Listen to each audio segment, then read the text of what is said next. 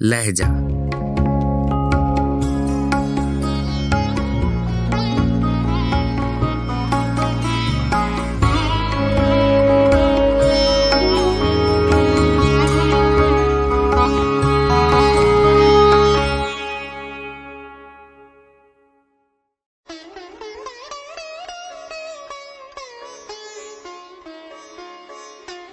गजल कायम चांदपुरी, आवाज़ो पेशकश राहिल फारूक।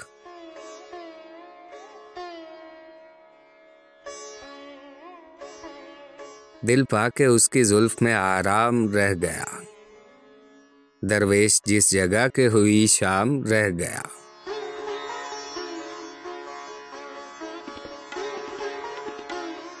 झगड़े में हम आबादी के यहाँ तक फंसे, क्या मकसूद था जो अपने तई काम रह गया।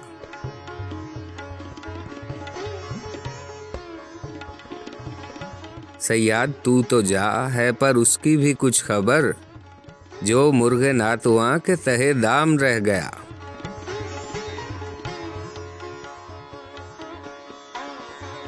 किस्मत की खूबी देखिए टूटी कहाँ कमंद, दो चार हाथ जब के लबे बाम रह गया।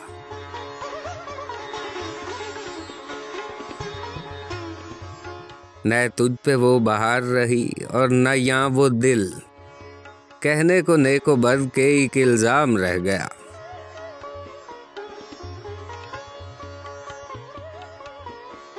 मौकूफ कुछ कमाल पे यहाँ काम में दिल नहीं, मुझको ही देख लेना कि नाकाम रह गया।